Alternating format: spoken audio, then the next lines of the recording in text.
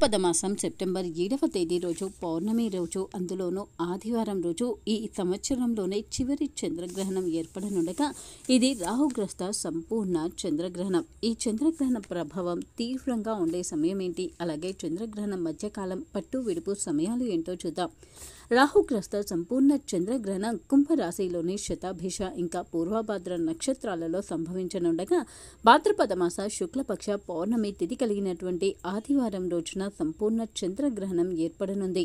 ఇది సెప్టెంబర్ 7వ తేదీ రోజు రాత్రి 9:58 ప్రారంభమై తెల్లవారి అంటే సెప్టెంబర్ 8వ తేదీ రోజున రాత్రి 1:12 వరకు పూర్తిగా 3:28 పాటు ఉండనుంది. ముఖ్యంగా ఈ గ్రహణ సూతక సమయం అనేది గ్రహణ సమయానికన్నా 9 గంటల ముందుగానే ప్రారంభమవుతుంది. అంటే 12:58 నుండే సూతక సమయం అనేది ప్రారంభమవుతుంది. అప్పటి నుంచే ఇంట్లో వంట చేయడం కానీ, ప్రయాణాలు చేయడం కానీ, అలాగే శుభకార్యాల కోసం మాట్లాడడం లేదా మొదలు పెట్టడం, గృహప్రవేశాలు, కొత్త బట్టలు కొనడం, కొత్త బట్టలు వేసుకోవడం ఇలాంటి పనులు అస్సలు చేయకూడదు.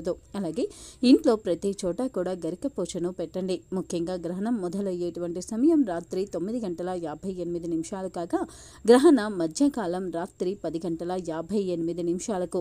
ఆ సమయంలో గ్రహణ ప్రభావం అనేది చాలా తీవ్రంగా ఉంటుంది. ఆ తర్వాత 11వ తేదీ రోజు రాత్రి 11:42 వరకు చంద్రుడు అస్సలు కనబడడు. ఆ సమయంలో కూడా గ్రహణ ప్రభావం అనేది చాలా తీవ్రంగా ఉంటుంది. సెప్టెంబర్ 7వ తేదీ రోజు రాత్రి అంటే 8వ తేదీ రోజు తెల్లవారుజామున 12:24 గ్రహణ ప్రభావం అధికంగా ఉండగా తెల్లవారి 1:31 గ్రహణ ప్రభావం అనేది తగ్గడం ప్రారంభమవుతుంది. ఇక తెల్లవారుజామున 3:41 పూర్తిగా గ్రహణ ప్రభావం అనేది తగ్గుతుంది. ముఖ్యంగా ఈ గ్రహణ సమయంలో, అందులోనూ ముఖ్యంగా గ్రహణం తీవ్రంగా ఉన్నటువంటి సమయంలో ఇష్టదేవతారాధన చేయడం, అలాగే గాయత్రి మంత్ర జపం చేయడం అనేది చాలా ముఖ్యం. అలాగే గ్రహణం వీడేంత వరకు కూడా ప్రయాణాలు చేయడం అనేది మంచిది కాదు. అలాగే గ్రహణ సమయంలో స్నానం కూడా చేయకూడదు. గ్రహణానికి ముందు అలాగే గ్రహణం వీడిన తర్వాత ఖచ్చితంగా స్నానం చేయాలి.